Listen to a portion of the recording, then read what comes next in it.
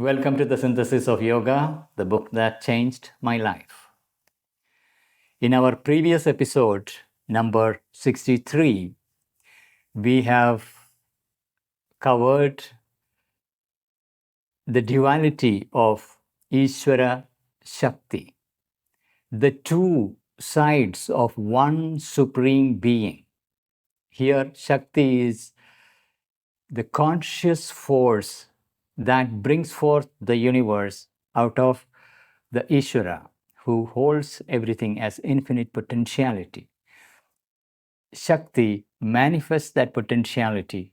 She is the conscious force that brings forth and manifests in time and space the worlds.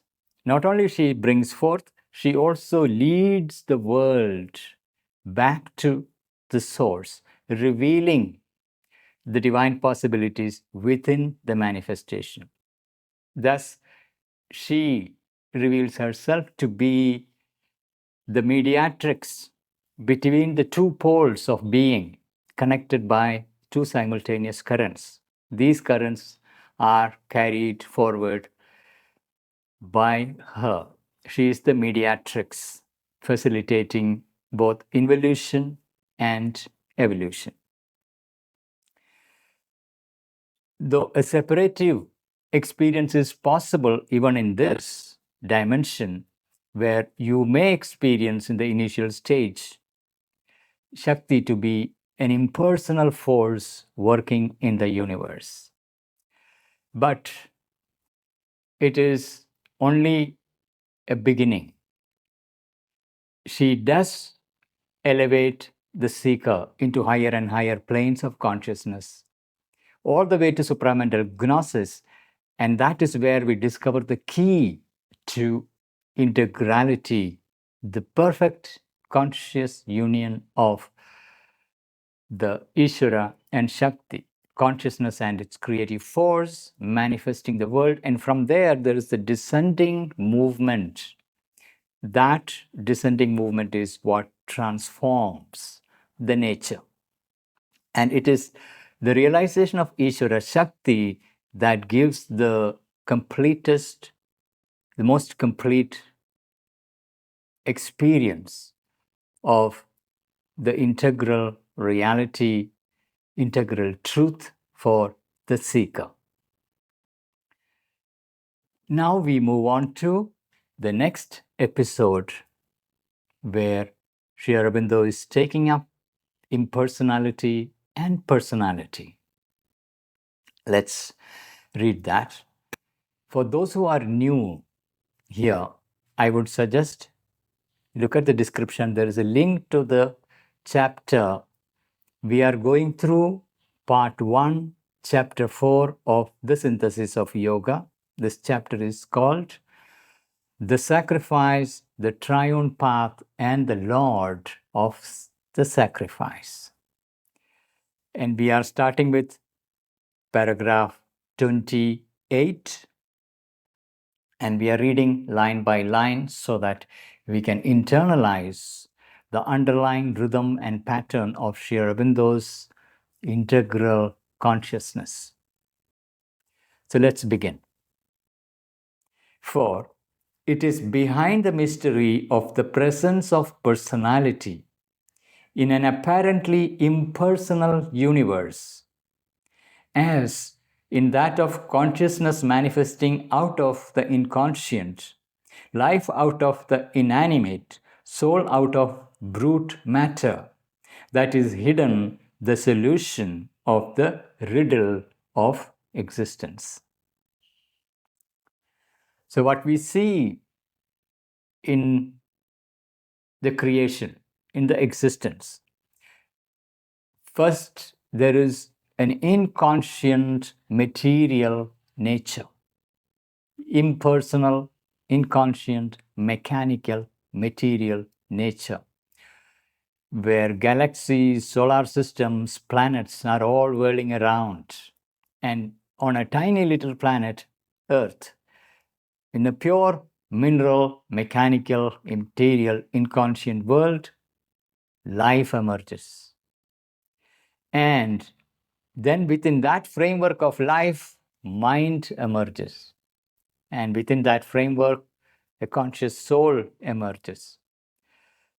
So this mystery of the emergence of a conscious soul, a conscious personality in an otherwise impersonal, mechanical, unconscious universe is a riddle, is really the mystery of existence.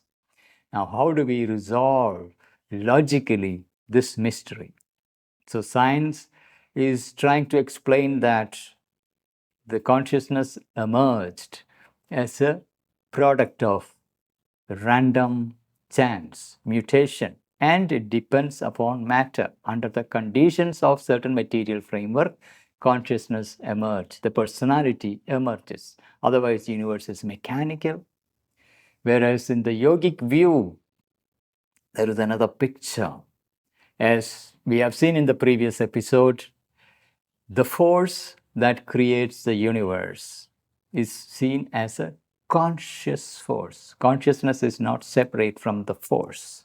Even though the force has, on one extreme, there is a mechanical aspect to the machinery of creation. But behind all that stands a conscious force. But we do not have access to it, we are not aware of it.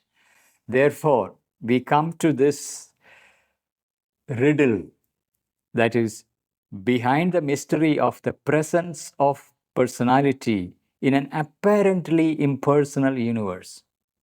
The universe is apparently impersonal. We see life on Earth. We look at all other planets around accessible. We don't see life. Everything appears to be impersonal, at least to the extent we are able to access. And there is a quest to see, is there life on other planets? Is there persons, beings on other planets, other solar systems? That's one of the deepest yearning for humanity to know. And this quest is there because our very existence on this tiny little planet is a riddle. We want to know the answer from where did personality come? Where did consciousness emerge? What is its source? So the mystery of the presence of personality in an apparently impersonal universe, as in that of consciousness manifesting out of the inconscient. Under the mechanical conditions of matter, consciousness is manifesting. Life out of the inanimate. Again, there is this whole principle of life, organisms that reproduce themselves, grow, multiply, and evolve. The whole process of life out of inanimate matter. What brought that forth? Soul out of brute matter. Then within this life forms a conscious soul. From where did it come?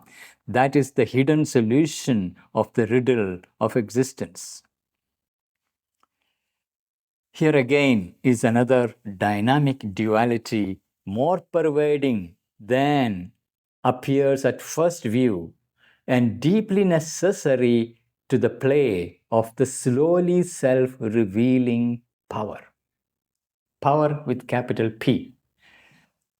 Slowly self-revealing power. Remember, the duality, the triple dualities, where on one side there is the static side of consciousness, the other side is the dynamic side of consciousness. The multiplicity of manifestation which is moved by a conscious force. And then there is a other side, static, conscious witness behind it. Only in vision of the Ishvara Shakti, experience of Ishvara Shakti, we see their perfect integration, their role in the manifestation. And that slowly revealing power is discovered. The dynamic duality, it is a creative dynamic duality, more pervading than appears at first view. There is a first view. When it comes to Brahman and Maya, there is a first view where Maya appears to be nothing but an illusion that veils Brahman. And the incompatibility between the Brahman and the created world is a problem. In the view of Purusha, Prakriti appears as a mechanical, habitual universe, and Purusha as a conscious soul in that machinery, waking up and becoming aware of himself. In that picture, even when you go deeper into both Brahman and Maya, or Purusha and Prakriti, you will discover the deeper dimensions where they come together, the unity experience, dynamic aspect. It is in the Ishvara Shakti experience which we find brought very clearly forward in Tantric schools of yoga. We find that more integral experience.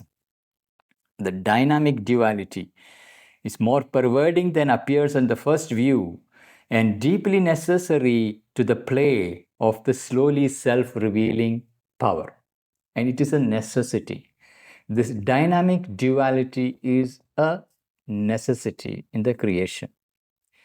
It is possible for the seeker in his spiritual experience, standing at one pole of the duality, to follow mind in seeing a fundamental impersonality everywhere. So, Sri Aurobindo repeatedly gave us the picture of the one being having two poles of existence and the duality arising out of this and their separative existence. We can separate the polarity. That is where it becomes liberative. When it is united, when the polarity is brought together, that's where it becomes dynamic. In that experience, for the seeker in his spiritual experience, standing at one pole of that duality, one pole, we are beginning our spiritual journey, our awakening process from one pole of the duality, the manifest reality, that is one pole, where it is in the human mind we wakes up, self-reflective mind, soul in the mind that is waking up. When we follow the mind in seeing a fundamental impersonality everywhere, so mind has this experience of a fundamental impersonality everywhere. It cannot see the person, the cosmic person, the universal person. It sees a fundamental impersonality. It looks at the solar system and say all the planets are nothing but material forms. There is no conscious force there. It is impersonality everywhere. The evolving soul in the material world begins from a vast impersonal inconscience.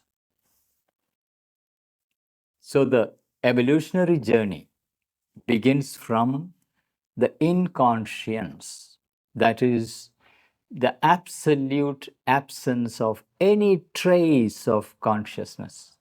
There is an utter sleep of everything, and there is a brute, habitual, mechanical force at work. It first creates matter itself out of nothingness, out of void. It materializes matter, starting with particles, creating hydrogen, the gas out there, and out of that again forging the suns, and within the suns creating more and more complex elements, creating planets, and then planets, the whole complex mineral world in which life emerges. So evolving soul in the material world begins from a vast impersonal inconscience, which science have meticulously mapped, in which our inner sight yet perceives the presence of a veiled infinite spirit. So on one hand, there is the outer mind that is investigating the material universe and discovering the impersonal nature of existence. And yet, our inner sight, there is something in us that is beyond the outer mind. There is an inner sight that perceives the presence of a veiled infinite spirit. In fact, before the human mind and intellectual rational capacity emerged strongly in humanity, across the world, all cultures, all civilizations have recognized the presence of the spirit that is infinite, presiding over everything. And they have worshipped God in many forms, in many different ways. Though the modern man tend to describe these things as born out of superstition, born out of fear, born out of ignorance, but deeper truth is there is an inner sight. When it is not blocked by the mind and its rational intelligence, there is a perception of the presence of a veiled infinite spirit. It proceeds with the emergence of a precarious consciousness and personality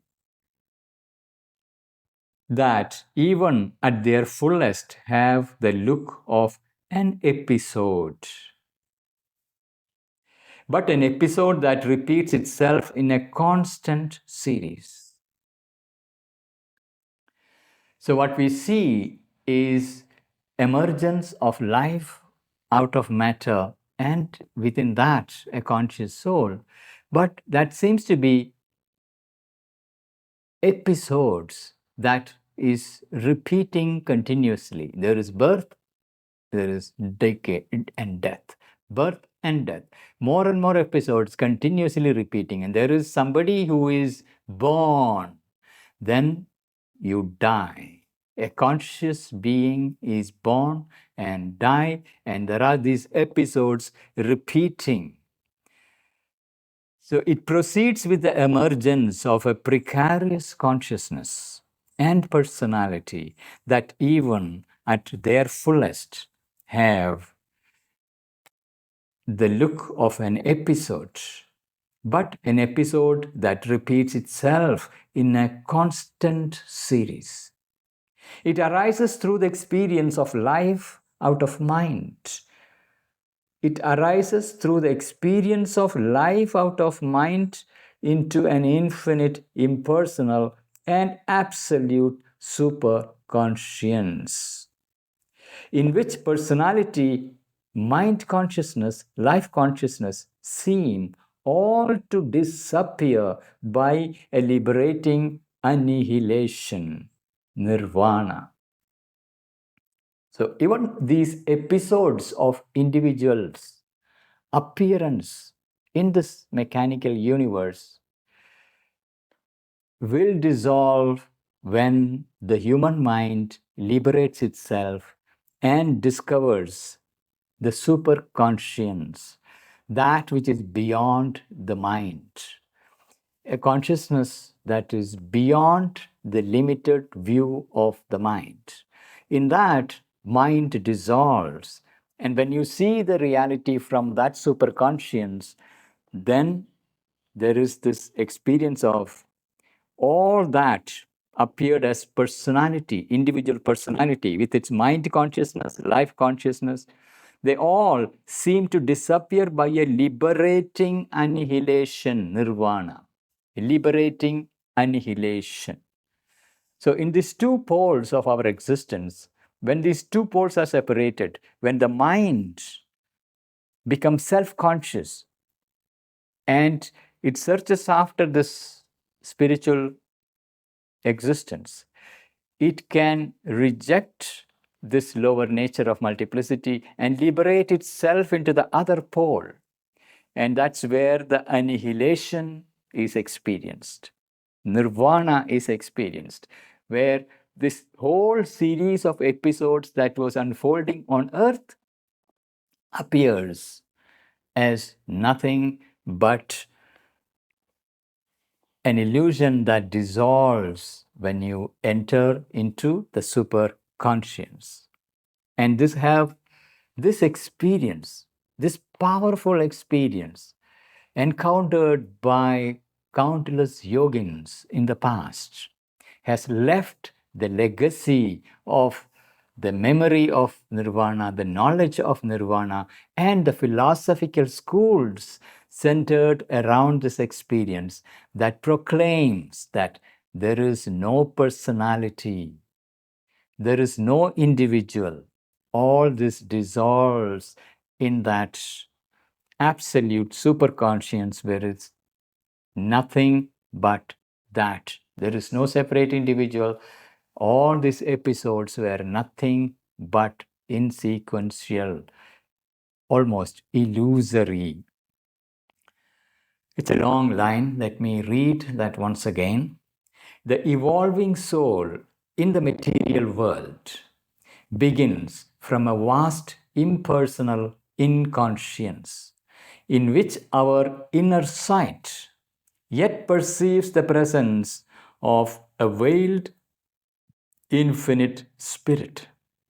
It proceeds with the emergence of a precarious consciousness and personality that even at their fullest have the look of an episode, but an episode that repeats itself in a constant series. It arises through the experience of life out of mind into an infinite, impersonal, and absolute superconscience, in which personality, mind consciousness, life consciousness seem all to disappear by a liberating, annihilating nirvana. It is an undeniable experience, and from our human mind consciousness perspective, when we ascend into other pole of our being, this dissolution happens. And it is a profound experience, a fact verified by so many yogins of the past. At a lower pitch, he still experiences this fundamental impersonality as an immense liberating force everywhere. So there is this fundamental impersonality that is everywhere. It is a liberating force. That is why you withdraw from your individual personality by saying, I am not this body, I am not this senses, I am not this emotions, energy, impulses, I am not these thoughts. And beyond all that, you enter into a pure witness who has no forms, who is absolutely silent. And further, when you enter into that deep trance, dropping this material manifest reality, you enter into an impersonal void, a profound impersonality in which all that appeared as personality dissolves. And yet one can come back to this world of multiplicity where there is a temporary personality, a material construct, an emotional construct, a mental construct, still rolling out and living in the material world. So at a lower pitch, he still experiences this fundamental impersonality as an immense liberating force everywhere. Therefore, it has been used by various schools of yoga as a means to enter, to means to liberate one's consciousness from the entanglement with the personality, the outer being, the material world. Because recognizing this impersonal force, impersonality, helps you to liberate from the clutches of the entangled existence. It's a liberating force. You turn towards the formless and it liberates you. So at a lower pitch, he still experiences this fundamental impersonality as an immense liberating force everywhere. It releases his knowledge from the narrowness of personal mind. That is the very first thing it helps. It releases you from the clutches of a narrowness of a personal mind. Our knowledge, where we have become self-conscious, is limited to the experience of this particular body in which mind has woken up. And that knowledge is very, very limited because it is limited to the memory it can recall and limited to the memory that is associated, the experiences that are associated with this particular body in which we find ourselves. And it's an extremely narrow body of knowledge and extremely narrow personality. There is a personal mind. And when we turn towards the impersonality, it actually liberates us from this narrow personality of the mind. And it is a very important step to free ourselves from the narrow personality, the ego-bound outer personality of the mind. It releases his knowledge from the narrowness of personal mind. It's a personal mind. Even though the mind is universal, we experience mind as my small individual personal mind. His will from the clutch of personal desire. We have our individual will to act in the world.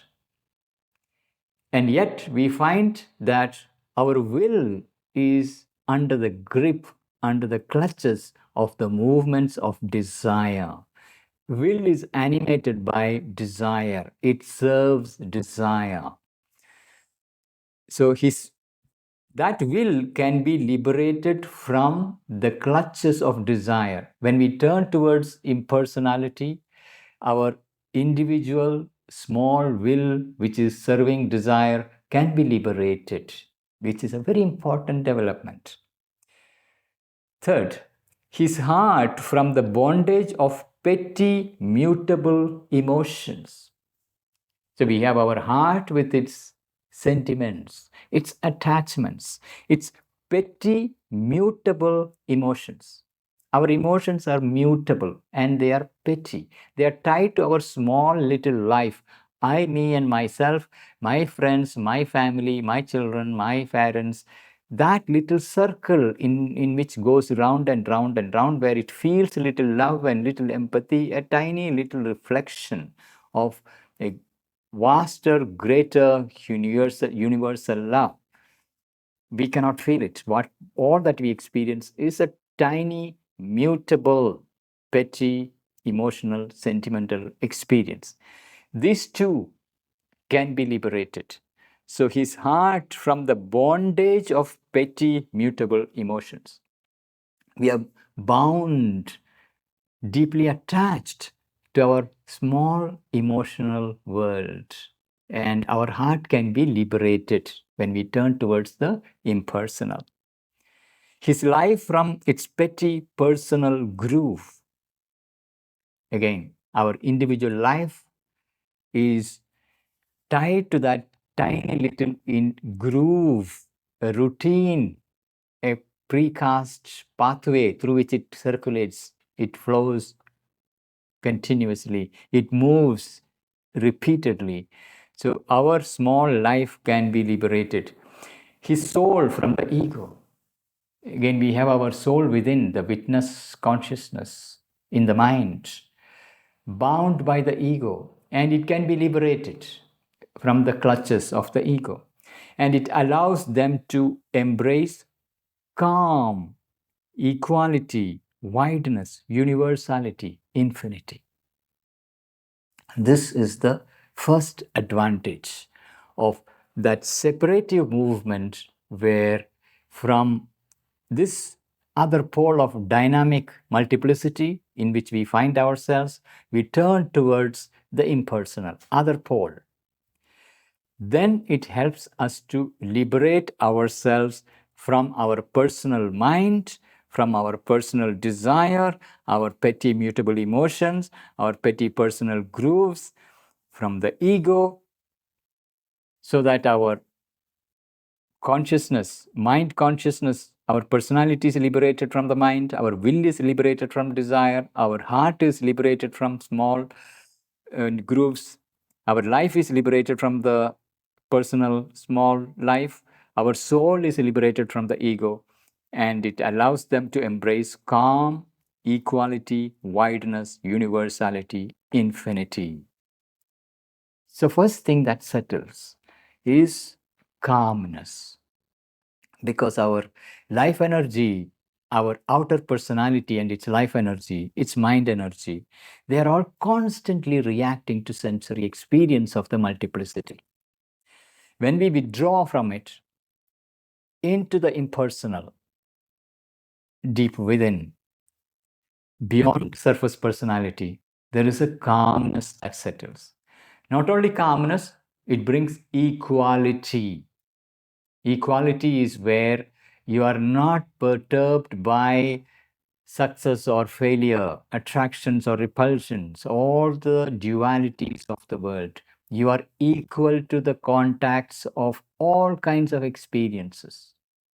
Achanchalam, immobile, calm. So there is an equality that settles. Then from there, it opens to wideness. We break out of the mold of our tiny little individual personality. We enter into an universality, wideness, which is also become universal, a universality. It spreads out into the universe. It widens and spreads out, universality, and then into infinity. We discover the infinity. An impersonal, universal infinity, wide, equal, calm. And this is an incredible experience to enter. But that's not the end of it. Unfortunately, many schools end the story there, that this is the end of it. There is nothing more. You are fully realized. That is an error. But this is where the journey begins. Though it is an immensely liberative experience, you liberate yourself from the narrow molds of mind, life, and body and enter into that calm, equality, wideness, universality, and infinite. And it is impersonal. It is immensely liberating, profound experience, but it is a beginning. It releases his knowledge from the narrowness of personal mind, his will from the clutch of personal desire, his heart from the bondage of petty, mutable emotions, his life from its petty, personal grooves, his soul from ego, and it allows them to embrace calm, equality, wideness, universality, infinity.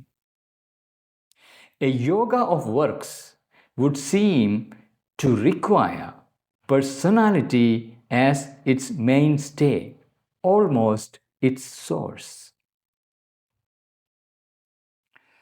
So now Sri Aurobindo is introducing the need for personality, for a yoga of works. Why should personality is required for the yoga of works? A yoga of works would seem to require personality as its mainstay, almost its source. But here too, the impersonal is found to be the most direct liberating force. So even if personality is required in the yoga of works, even in this space, the first liberating, most direct liberating force is still impersonality. Too, the impersonal is found to be the most direct liberating force. It is through a wide, egoless impersonality that one can become a free worker and a divine creator. So, even though the yoga of works demands personality, the Lord of our sacrifice, the master of existence, the Lord of yoga, still the most liberating force comes from the impersonality first. And it is that through a wide, egoless impersonality that one can become a free worker and a divine creator. You become a free worker and a divine creator, even when you're established in that wide impersonality. It is the means of entering. But again, remember, it is only first condition of liberation. It's not yet transformation. This is the crucial point we need to keep in mind. Sri Aurobindo is gently nudging us through all the pathways and experiences that have been mapped by the yogins of the past, showing us in detail the stages. So there is this liberating force of the impersonality that enable us to become a free worker, a divine creator, free from the ego, free from the narrowness, a liberated worker, egoless impersonality. So a yoga of works would seem to require personality as its mainstay, almost its source. But here too, the impersonal is found to be the most direct liberating force. It is through a wide, egoless impersonality that one can become a free worker and a divine creator. It is not surprising that the overwhelming power of this experience from the impersonal pole of the duality, the impersonal pole of the duality should have moved the sages to declare this to be the one way and an impersonal superconscience to be the sole truth of the eternal. So, this experience of the liberated impersonal self behind and beyond this world, it is so overwhelming and powerful an experience that made the sages to declare that this impersonal pole of the duality is the only reality. And this impersonal superconscience to be the sole truth of the eternal. This is the only truth. The world is a transient wave of forms rising and passing away. This too will pass. This too will pass. We will find that expression in various schools of yoga. Every sensation, every experience, every thought, they all will come and pass away into an impersonal, vast, void emptiness. So that impersonal superconscience to be the sole truth of the eternal. So it was declared again and again and again in the past, in many different ways, by many schools of yoga, Buddhism in particular, Advaita Vedanta also, eventually leading towards this impersonal superconscience. It is not surprising that the overwhelming power of this experience from the impersonal pole of the duality, should have moved the sages to declare this to be the one way and an impersonal superconscience to be the sole truth of the eternal. But still, to the seeker standing at the opposite pole of duality another line of experience appears, with, which justifies an intuition deeply seated behind the heart and in our very life force, that personality, like consciousness, life, soul, is not a brief lived stranger in an impersonal eternity, but contains the very meaning of existence. There is an intuition deeply seated behind the heart. Not only behind the heart, in our very life force, that personality, like consciousness, life, soul, is not a brief lived stranger in an impersonal eternity. Something in us knows, and that is why we see the worship of the divinity in endless variety of forms across the world. There is a personality, a cosmic personality, a universal personality, universal being who is conscious. And something in the heart knows this. There is an intuition in the heart. There is an intuition in life. That's why across the world, independent civilizations have developed this experience, articulated, given form in so many different ways of approaching the conscious divinity behind all things.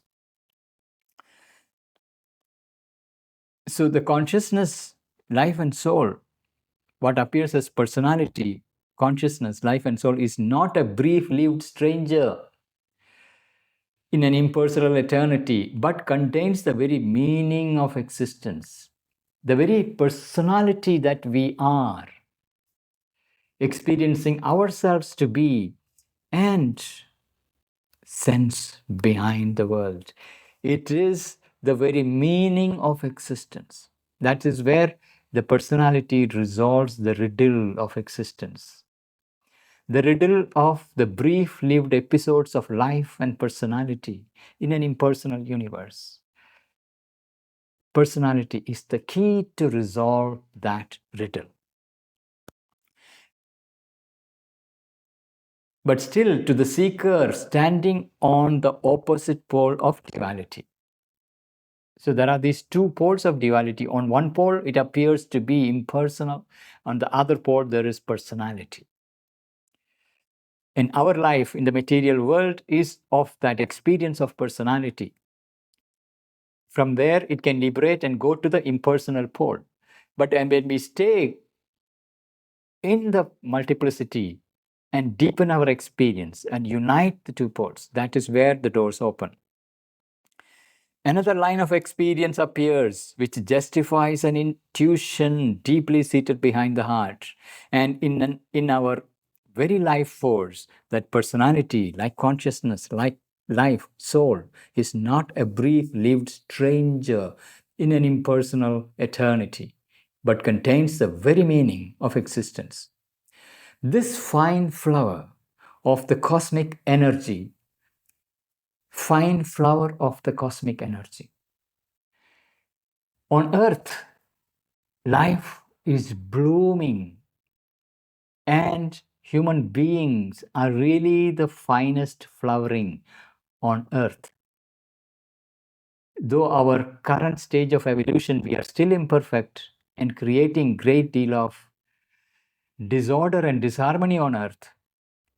Behind all that, there is a cosmic energy that is working and pushing the evolution towards the divine possibility here on earth. And there is this fine flower of cosmic energy, the human soul and its aspiration. This is the finest flower. There is the beautiful, deepest aspiration in human nature, seeking all that which is true, good, and beautiful. The search for the divinity, search for the God, This fine flower of cosmic energy carries in it a forecast of the aim and a hint of the very motive of the universal labor. What motivates the cosmic energy to create the galaxies, the solar systems, the planets, and on Earth create the life, and in life creates man, and within that civilizations and evolution of the mind, self-awareness, and pushing humanity to search for an ideal. What is this stupendous labor of nature? This is where the hint is, a forecast of the aim and a hint of the very motive of the universal labor. So this flower of the cosmic energy carries in it a forecast of the aim and a hint of the very motive of the universal labor. The universal nature, the divine nature,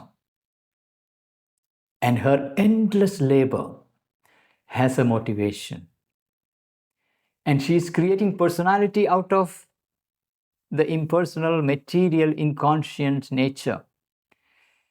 Even though we individual human beings have found a way to liberate ourselves into the impersonality, the very fact that she has created personality out of inconscience is a pointer.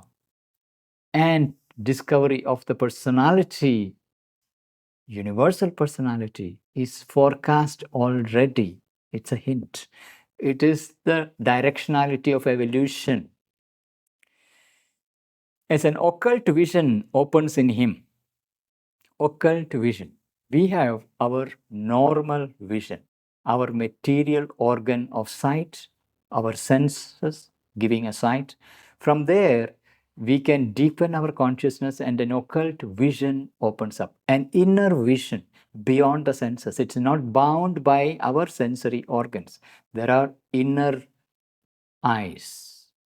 All our senses have corresponding inner senses. And there is an occult vision.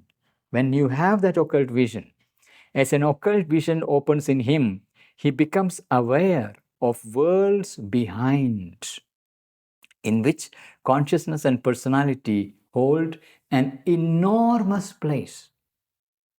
What we see with our material organ of our normal sense-bound sight is there is the inanimate material nature, then there is various life forms of the plants, the birds, the animals, then there are people.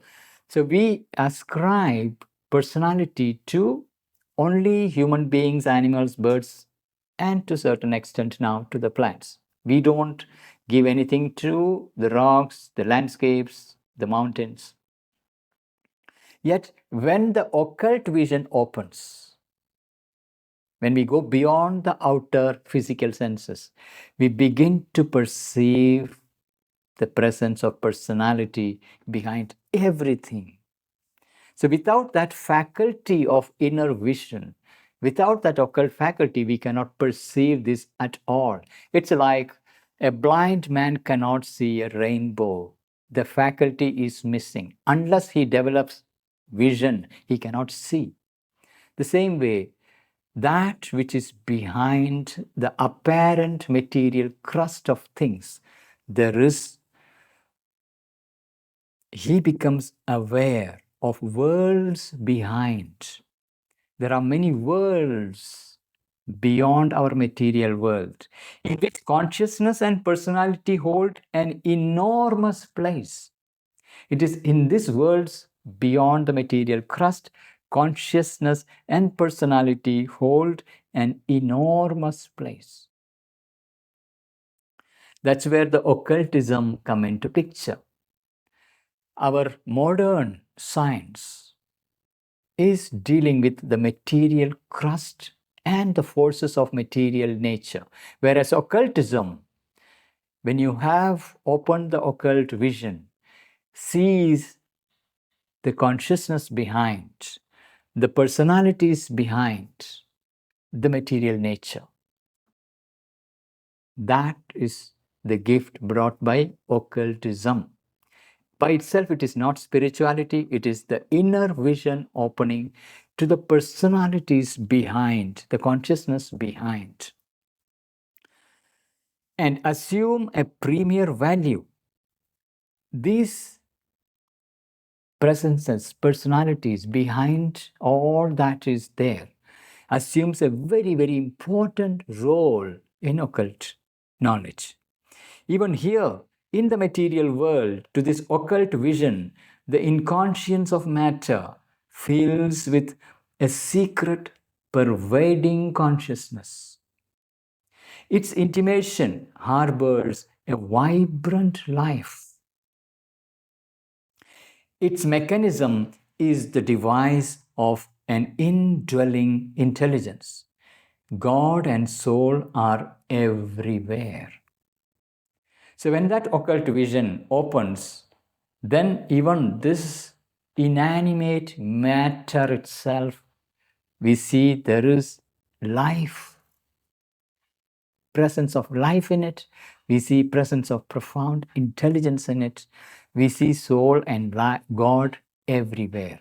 But to experience that, the faculty of the occult vision has to open.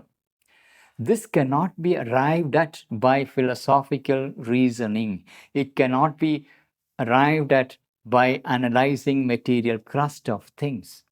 So here is the two different worlds meeting. On one side, science, which is victoriously analyzing the material processes. Now, science, through quantum mechanics and its technology, is increasingly talking about parallel universe. Modernity, modern civilization is beginning to recognize through science and technology there is something beyond this physical world and its forces. There are other laws and functions happening, but approach is still of a mechanistic, even if it is quantum mechanics. There is a conscious recognition of consciousness as a central factor. The observer effect is all these are recognized, but it is the beginning of entry into the occult world. In the occult science of yogic approach, it is by developing the inner faculties we enter into these parallel worlds or the different planes of our existence. Above all stands an infinite conscious being who is variously self-expressed in all these worlds. Impersonality is only a first means of that expression. So while the occult vision gives us access to the multiplicity of personalities, different powers that are not of the physical world, and in this occult dimensions of existence, there are worlds and personalities and beings. And above all of them, there is the source of all this, that is one conscious being. Above all stands an infinite conscious being who is variously self-expressed in all these worlds. So this one conscious being is expressing itself variously in all these worlds. And what appeared as impersonality is only a first means of that expression. Impersonality is only a first means of that expression. One being expressing itself in innumerable ways, in innumerable worlds, and our material world is a final material outcome. There are beyond this material facade, subtler worlds, and all the way to one conscious being, who even if appears to be impersonal in the first appearance, as we go deeper, we will discover the personality dimension. It is a field of principles and forces, an equal basis of manifestation. So this gradation of worlds from one supreme being, there is a hierarchy of worlds, a gradation of worlds. It is a basis of manifestation and a field of principles and forces. There are principles and forces that are applicable in these dimensions that are quite different from the principles and forces that are applicable in the material physical world.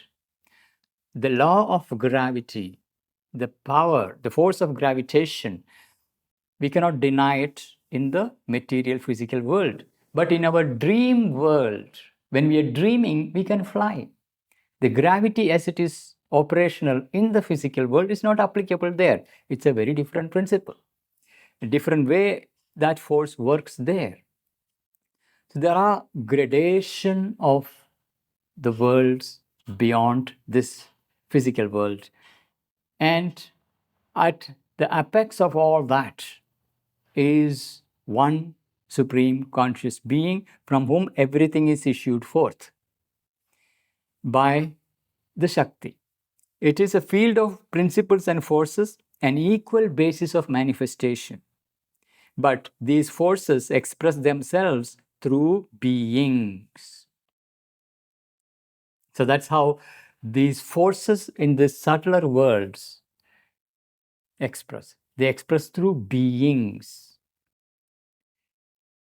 have conscious spirits at their head, and are the emanation of a one conscious being who is their source. There are emanations of one conscious being, one divine being, supreme being, emanating into a multiplicity of personalities. And these conscious beings preside over specific lines of manifestation, operational in different planes of existence. And when the occult vision is open, they discover this manifold world, many beings. Therefore, in the world, across the cultures, we find so many different ways of expressing gods. There is a multiplicity of gods. And we can see the battle in the world, whether there is only one God or many gods. Everything has a place. Out of one conscious being comes the multiplicity of beings, whether we call them devas or asuras. There is all kinds of forces behind the material world, beyond the material world. And these beings preside over certain forces, certain principles, and that's part of the process of manifestation.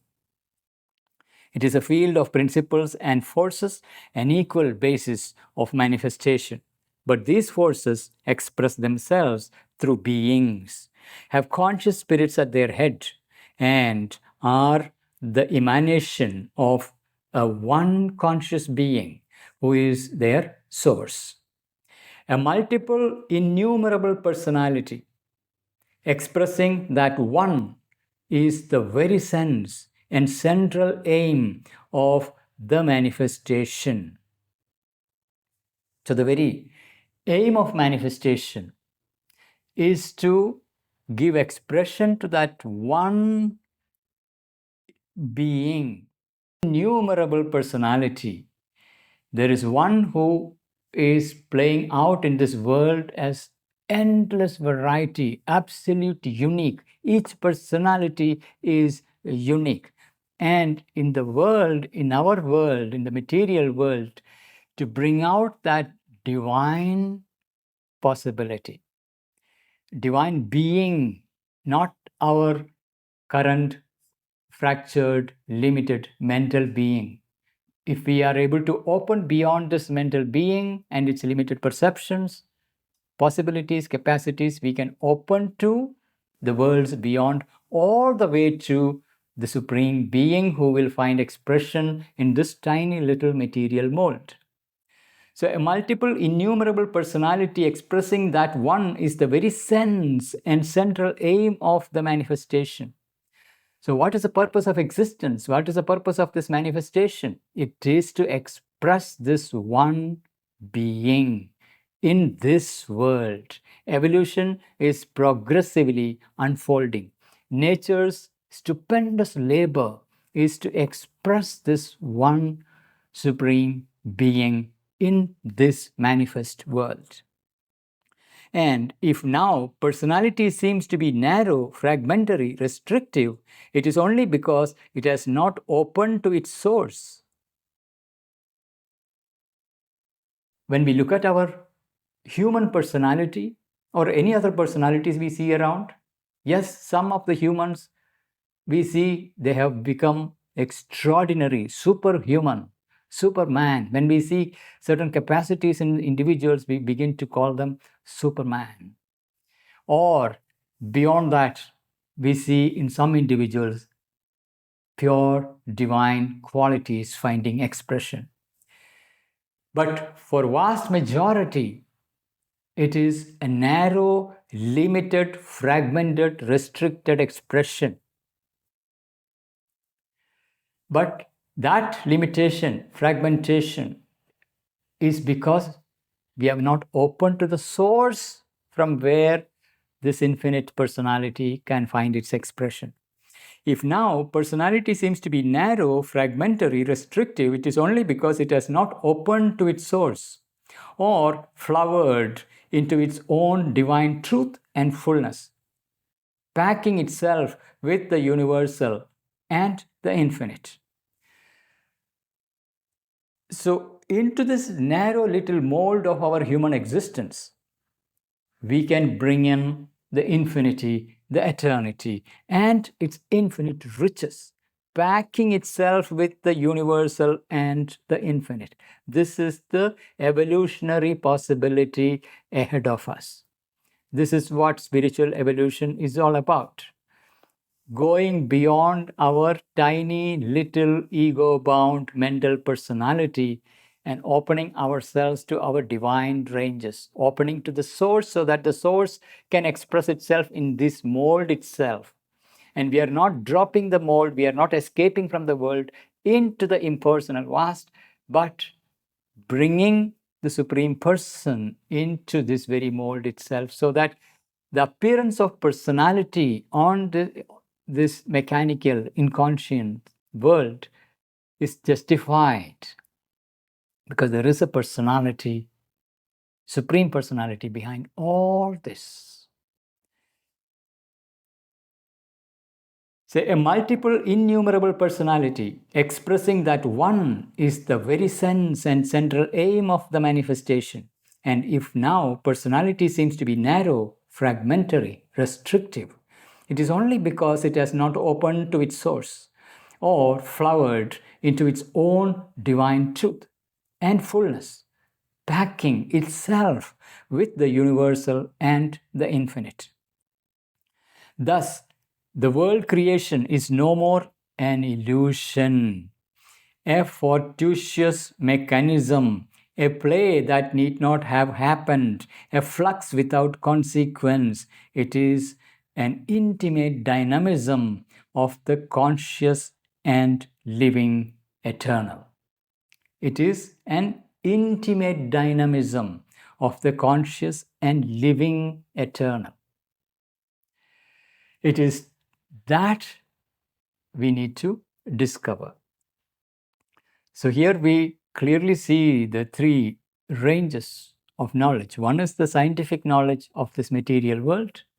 Beyond that are the many worlds of the occult knowledge where consciousness and personality and beings dominate. That is of central importance. That's how we engage in that world. And beyond all these personalities, there is one supreme being. That is the spiritual dimension. One being, one conscious being.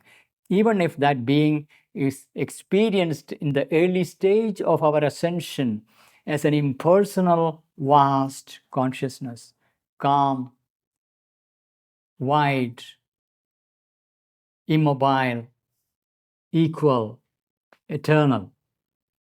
It is only a beginning. As we deepen, we discover the personality. And to discover the personality, our inner faculties are to develop. We directly ascend to the higher planes without developing these faculties. Mind will zone out. It will not be able to perceive anything. So it will conceive itself to be dissolving into an impersonality, into a void, because the mind is not yet capable. When we develop the inner faculties, when the inner visions opens up, we begin to have occult vision, occult senses opening up, operationalized, through which we can enter the subtler dimensions, meet the beings and the personalities of one Godhead, and eventually arrive at one supreme being. That is the journey. So everything has a place in the scheme of things. That is the beauty of Sri Aurobindo's integral vision. He is showing us there is a truth in impersonality. There is truth in multiple personalities that we see worshipped across the world. And there is truth in one supreme being. And there is truth in the mechanical operations of nature that science is telling us. So all these have their place in the scheme of things. So what appears to be an impersonal void, when we dive deeper, we will discover that it is teeming with multiplicity of personalities, emanations coming from one supreme being. But to see that, we need to develop the corresponding faculties. That is the important lesson we are learning here. So with that, we come to the end of this episode. Thank you for being with me in this journey. Please do share your insights, your experiences, your observations. Meanwhile, subscribe to this channel and our mailing list. Thank you, and see you next week.